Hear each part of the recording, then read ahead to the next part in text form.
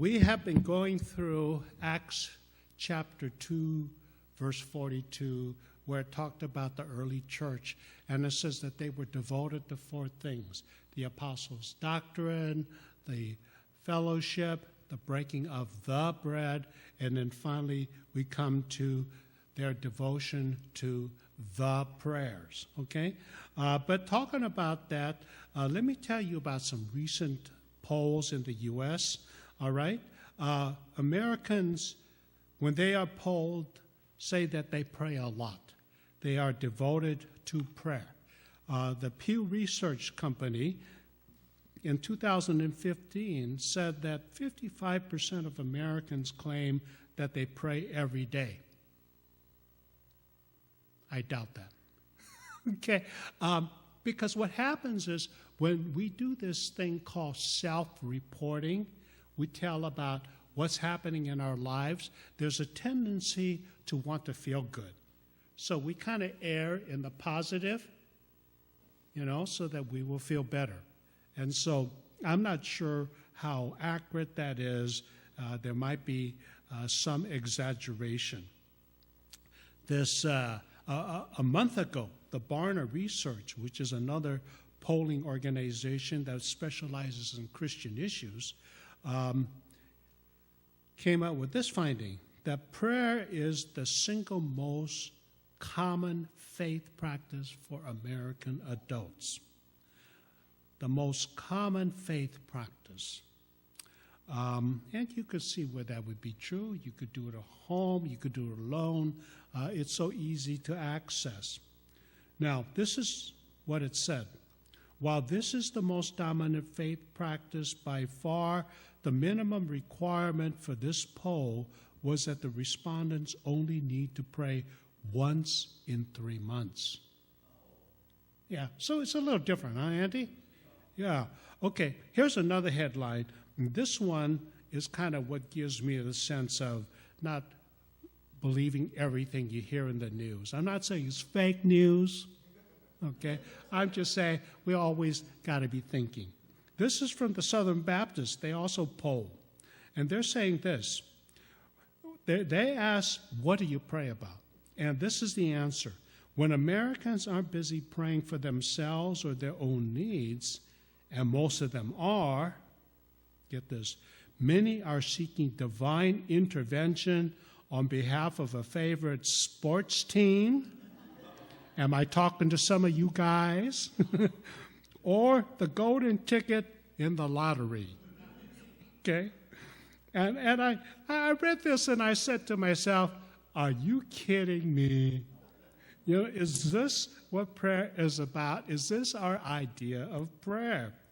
And so when we think about the modern American devotion to prayer, it might be a little different from what Acts 2:42 was talking about when we see that the first Christians were devoted to prayer. Let me just kind of say and give you an idea where we're going and what I'm going to say we mean when we come to the phrase devoted to prayer. Okay? This is something like when people get married, and especially people who are older when they get married and they lived on their own for a long time, one of the things I really tell them to do is, now you no longer think for one. You got to think for two. So guys, when you're walking down the street and you see that sport coat for $500 and you say, that would look good on me, you don't just walk in and buy it. You got to check with whom? Check with the honey, right? Check with the honey. And so you learn to think because now there's two of you instead of one. And so that's kind of where we're going because we're talking about prayer in the broadest sense of the word. That we're talking about living and walking in tandem with God and involving Him in the decisions and other processes of our life. When I was young, I learned a song that we used to always sing. And you might remember from Easter. And the title of the song is He Lives. Some of you know that. And there's this line that I always loved. It goes like this. He walks with me and talks with me along life's narrow way. That's how we used to sing it. He lives salvation to impart. You ask me how I know he lives within my heart. Okay? But the line that I always loved was, he walks with me and he talks with me along life's narrow way. And the thing was, although I loved it, I never heard any of my teachers or pastors talk about it. And so I was a little frustrated. I just didn't quite know, how do you do that? Because this is what we're supposed to be able to do. Well, now I'm older and I have a better sense of this. And one of the ways that I understand it is from a passage that's very popular from the Old Testament. It's from Proverbs chapter 3. We're not going to put it up on this one, but, it goes like this. More or less, I'm kind of paraphrasing. Trust in the Lord with all your heart. Don't lean on your own understanding, but in all your ways, acknowledge him, and he will direct your path, right? That's the New American Standard. He will direct your path. Acknowledge him in all of our ways. See, it's the same idea, to acknowledge God in all our ways. And so we're going to talk about how to practice acknowledging God in all of our ways. The New Testament is even stronger about this tandemness or this togetherness. Here is how Galatians 2:20 puts it, and we're going to try to put it up. It says, I've been crucified with Christ, so I too, like Christ, am crucified, so that it's no longer I who live, but what happens? It's Christ who lives in me. And so now the life that I live in this flesh, on this earth, at this time, I live by faith in the Son of God who loved me and gave himself for me. And so it's the idea that Christ is the one who's really living in me. He's the one. And there's so many passages that talk about this. So the theologians called it something called union with Christ. Okay? So that we are in that sense so deeply united. Union with Christ. And so how do we live out this verse? And I'm going to give it away in general concept.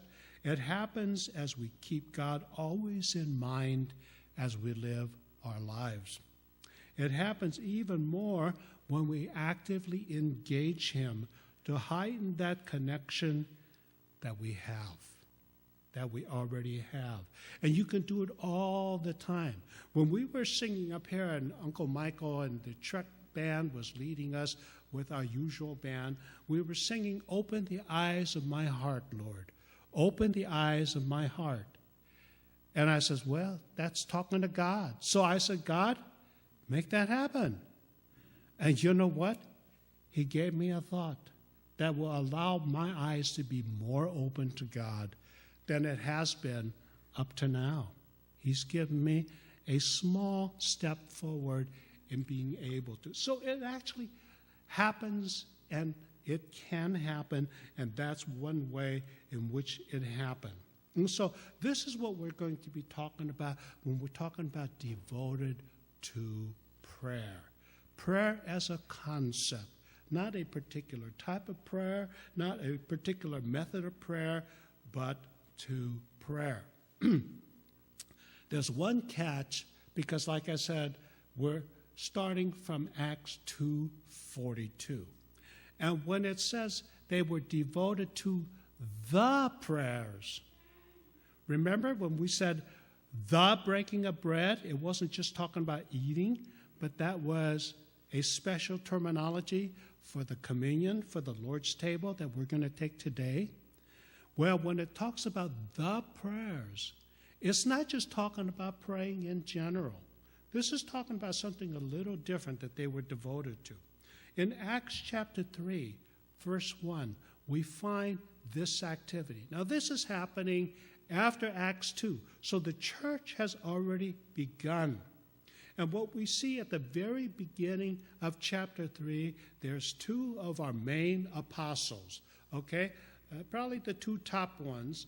And they were going to where? To the temple. At what time? At the hour of prayer. And it specifies the 9th hour. Now, if you're reading this with your eyes open, you get the idea that there was a specific time for prayer, and that the 9th hour was one of them, and that there were probably more. And indeed, there were. And when they say 9th hour back in those days, that meant 3 p.m., because the hour started counting at 6 a.m. And so basically, at the temple, there were 3 times in which they prayed, and it was based on Psalm 55:17. And we're going to put that up. Psalm 55:17 says, evening and morning and at noon. Okay? And their idea of noon was 3 p.m. All right? So you got 9 a.m., 3 p.m., and 6 p.m., and these coincided with the temple sacrifices. And so this is what they mean when they say the prayers. And at that time, the Christians were still showing up at the temple. You know? It took quite a while for them to get the idea that Christianity is not just a more mature development of Judaism, but it was something different. And eventually, the Jews started kicking them out, then they started killing them, and then finally, when the temple fell, no more the prayers. That was the end of the prayers. But you know, the Christians continued to be devoted to prayer. Not the prayers, but devoted to prayer. And this is how it developed. We're going to be looking at it and seeing how it developed. And, you know, what happens is this. Just one more thing. I spent a lot of time studying church history this week. Okay. Even when they said the prayers, and they were trying to do their best to follow what? Psalm 55:17. There were other passages that talked about 7 times, I'm going to cry out to you. And then they looked at Daniel, and they saw how he prayed and his pattern. So, of course, God didn't ever say, this is the way you got to do it. But they were trying to follow the Bible. And there were a whole bunch of things so that it wasn't absolute. So there were Jewish groups, even back in those days, who would not go to the temple. In fact, some Jewish groups did not believe that blood sacrifice by bulls and other animals was the right way to go. They believed more in a worship of the heart. And so, even with the Jews, there would be these variety. But the pious Jews continue, and the Christian church in the beginning did the same thing. Jesus did it, the apostles did it, the church did it. And then, like I said, it developed. And this development, where they moved away from a specific physical thing, is very much in keeping with a very famous statement Jesus made about worship.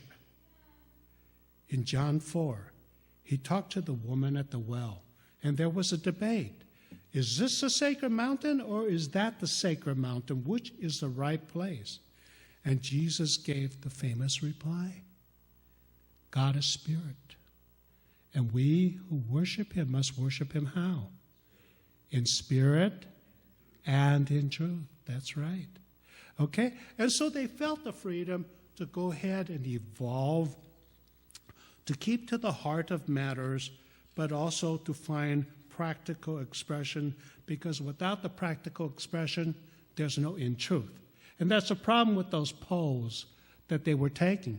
There was a lot of spirit maybe, but not too much in truth if you're praying once every 3 months. And if you're praying for the Lakers or for the Dodgers or for the Rams and Chargers, you know. Not quite the same thing. Oh, heaven forbid you even mention lottery ticket. Anyway, so here's what they did. And they start with Let's start with this verse, all right? And we see how the New Testament develops it as Christianity proceeds forward. We're going to look at Colossians 4:2 because it's a really good summary of it, okay? It says, continue steadfastly in prayer, being watchful in it with thanksgiving. Now, this is the ESV. The NIV captures it more consistently with the Greek word because the word steadfastly is the word that is found in Acts 2:42 in the word devote. Okay? And so the NIV says, devote yourself to prayer. Not the prayers, but to prayer. And it says, being watchful in it with thanksgiving. And so, anyway, this is a really good one to transition over from Acts 2:42. Let me tell you where I began, okay? I began with this verse, and you may have run into the same roadblock when I ran into it. It's in 1 Thessalonians 5:17. I got to take a swig of water because when you say Thessalonians and your mouth is dry, it doesn't come out right. Oh, that's interesting. The reference disappeared. What's it say? All right. So I'm a college kid, and I'm reading this, and I'm thinking, how in the world do you do this? Right? I got to go to class. I can't pray without ceasing. Now, this was at a time in my life where I might spend 2 or 3 hours in the morning praying. You can do that when you're a college student, and you've got that kind of flexibility, all right? Now, D, Archangel, will not experience that kind of flexibility. She's going to be lucky to find 3 or 4 seconds of quiet. So obviously, you try to follow this, it's going to be a problem. But you know what? You always figure out Scripture understanding, especially problems, by looking at other Scriptures. So we're going to go back to the very beginning of this letter. 1 Thessalonians chapter 1, and we're going to look at what Paul really might have been meaning when he talked about this and used this phrase. 1 Thessalonians 1, verse 2 and 3 tells us how he was actually practicing it. He's telling the Thessalonians, and he did this for many churches. He says, we give thanks to God always for all of you, constantly mentioning you in our prayers. Verse 3, remembering before our God and Father your work of faith, your labor of love, and your steadfastness of hope in our Lord Jesus Christ. So basically, he wasn't saying every moment of the day. He didn't mean that it never ended, but he would remember them. When he remembered them, he would pray, and he was always bringing them back to mind, and they were a constant subject of prayer in his life. Okay, so that kind of gives us some reasoning that we can use to understand where it says pray without ceasing. And so, saying this verse, young in my life, I had a problem. But as I got into Scripture more, I realized that this theme actually came up more than in this passage. And as I began to realize it, I realized that this was basically a call to pray much, to be engaged in much praying. Jesus gave 2 parables about this subject. In Luke 11 and Luke 18, we're not going to look at it, but in the first one, in Luke 11, he talks about a guy who has an unexpected night visitor. And he's got nothing in the house to feed to this guy. And so he says, go to your other neighbor and borrow some bread. And so he goes and he bangs on the door, and the guy says, I'm asleep. I've got my family sleeping around me to keep warm. I'm not getting up to give you bread. And Jesus says, just keep asking. He'll give up eventually because why?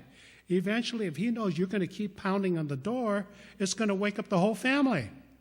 So he's going to decide that it's better to get up and go get you some bread and get rid of you. Okay? Second one is a poor widow, Luke 18. And she needs justice. And she has to turn to a corrupt judge. And Jesus said, even a corrupt judge, if she hounds him long enough, okay, if she's in front of his house with a picket sign day after day after day, he's just going to get rid of her as a nuisance and do what she says.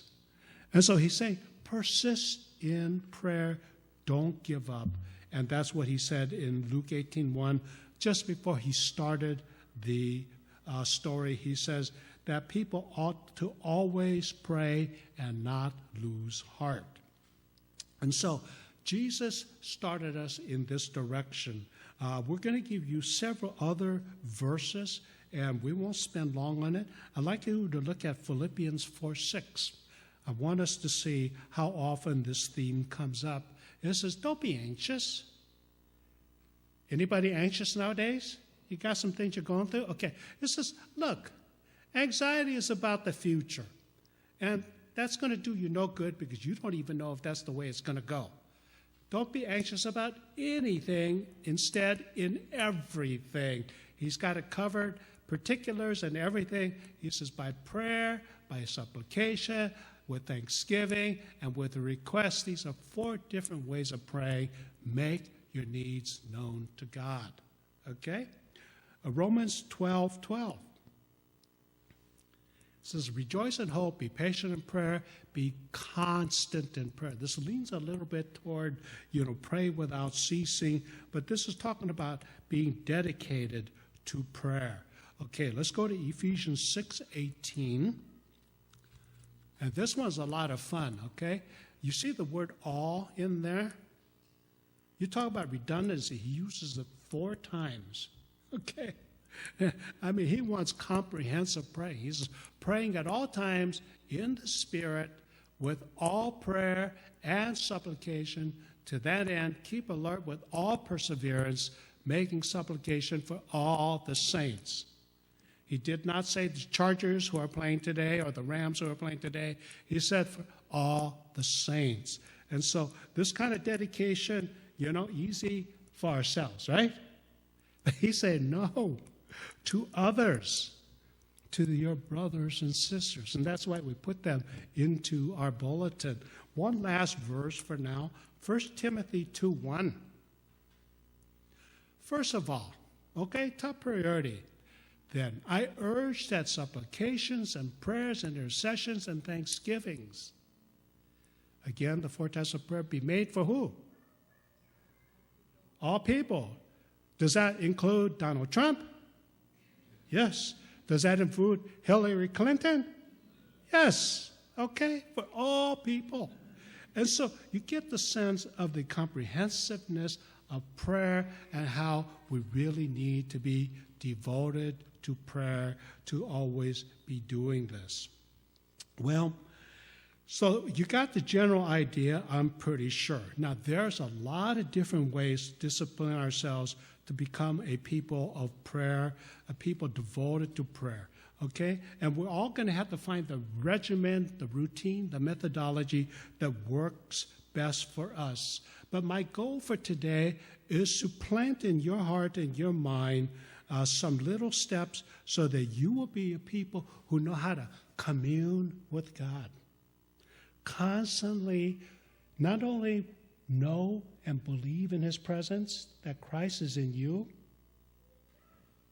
but to activate it at a moment's notice and to find yourself activating that sense of it often so that you will feel his presence and his power more and more like I did during the time when we will worship, so that we will be having a life of continual prayer and our communion and communication with God will be constant.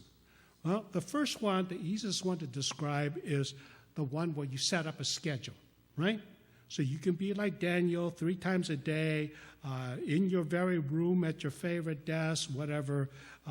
For those of us who are very regular, okay, we work with order, that works really well. You can use it 3 times a day. You can use what it says in Psalm 119, 164, 7 times a day. And for those of you who think that's impossible, for centuries and even now, there's Christians who pray throughout the day and the night, okay? And they usually use a 3-hour schedule, although at night they'll only wake up once, okay? They'll pray at the end of the night at midnight. They'll get up once, and then they'll pray again when they wake up in the morning. But their idea is to develop this kind of strong prayer life. And this is their idea of being devoted to prayer. I'll tell you the second one that I think I'd like to spend a little more time with. It's more free form, and I find it's very dynamic, and it works very well, and it really gives me a God consciousness, and a God consciousness where I can commune with him. I get the feeling that David was like this, Moses was like this, Paul was like this, and this is what you need to do, all right? Basically, you're going to want to find a thought or a short prayer that you can know and use over and over to keep God very high on our consciousness, right? On the very edge. And we can train ourselves. Let me give you a personal example. This week, I was going to my car, and I was walking through the parking lot, and this lady was walking her dog in the morning. Now, this dog, I am always interested in what breed. I couldn't figure this dog out. The head and the tail was black with brown, okay? And I'm thinking Australian Shepherd, Collie, what, you know? But everything in between was all white with black spots, like a Dalmatian, okay? And I'm looking at this, and you know what came to my mind? I says, God, were you playing a joke on this poor little dog? Okay. And I think because I often engage in this kind of chit-chat with God, that he brings more of these things for me to see, so that I'm always getting blown away by some unusual little thing that only he could have thought of, because only he would have the time, okay? And so sometimes I'll say, God, you're just having too much fun. Or I'll say to him, wow, you must have really enjoyed doing this one. Or sometimes I'll just say, God, you sure have a sense of humor. Or, God, you add so much beauty to our lives. And you see all of these things, and I get a chance to see it over and over and over. And this is just my personal little riff, my little variation on something that another saint did in the New Testament.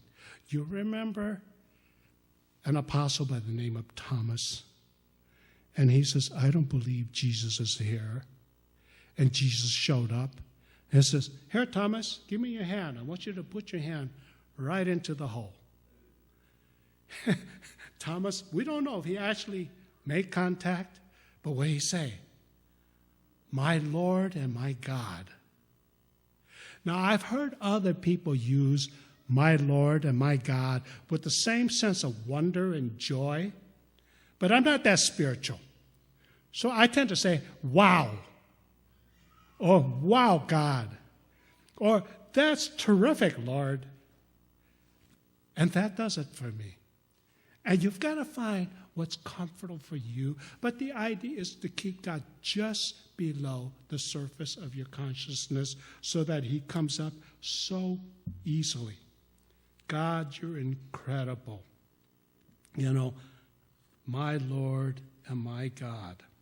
And so let me give you some short, quick ones from the Bible that you can use. And maybe one of these will be useful for you.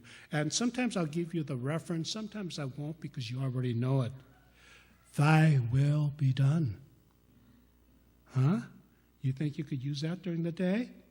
Or, Lord, be merciful to me. Every time I get on a freeway, on-ramp, Lord, be merciful to me. Okay? Every time I have to pay a bill, Lord, be merciful to me. Okay, here's another one. Peace, be still. Remember that one? Where he calmed the storm?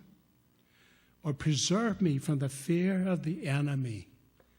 You might want to use that one each time before you walk into your workplace. Anyway, these are very useful. Here's some longer ones. And this kind of works for those people who want to pray once in the morning and pray once at night. The Lord's Prayer. You learn to recite that. Or Psalm 23. Andy was telling me about how he would go off, before he passes out, he's praying. And I was telling him that's a good way to program yourself for the night. And I've heard that recommended at various seminars. I use Proverbs 3, 5, and 6 over and over. Okay? Lord, I want to acknowledge you in all my ways. Direct my paths. Or I'll use Isaiah 40. Let me rise up with wings like an eagle. Let me run and not grow weary. Let me walk and not faint. You see, not so hard. And you might find your favorite passage and you can turn it into a prayer. I'm going to just stop with two. I'm not going to have time for the last one because we have to have our Lord's Supper in a moment. So let me go ahead and close this. We go through life, and there is much in this world that is affected by sin and is fallen, and it does bring us a lot of worry and stress. And like Jesus said, he told them a parable about prayer so that they would always pray and not lose heart, not be overcome, not give up. Earlier, we read Philippians 4:6, where it says, don't be anxious about anything, but in everything, use prayer, supplication, thanksgiving, and requests. And so this anxiety that comes to us, like I said, is something that's coming to us ahead of time. And I have found that the best way, in addition to knowing what to do when it hits, is to be strong before it hits. For years now, I've been working on my core. Look at me, you wouldn't believe it. But I can do an awful lot of sit-ups, and I can do an awful lot of backlifts, okay? I can get up there, and I can do pike leg raises and make everybody go to shame. Why? Because they found that people who are strong in the core suffer fewer injuries when they happen unintentionally. If we will be people who are praying in that way, we will find our spirits and our souls to be strong at the core, so that no matter what happens, you get that phone call late in the night, when you hear that bad news, when your boss walks in and he's carrying the pink slip in his hand, when the stock market goes kabloom, you will be ready. Because this is what Isaiah 26:3 says. You will keep him, your child, in perfect peace, God, whose mind is stayed on you, because he trusts in you. You see? And so God says, be devoted to prayer, and you'll make it through, whatever happens. And that's a very practical reason for us. Make us strong as individuals, makes us strong as a church. You want to be devoted to prayer? Yes? I'll pray for you. You find your short and easy prayer. You find your schedule and your routine and your methodology. All right? Okay.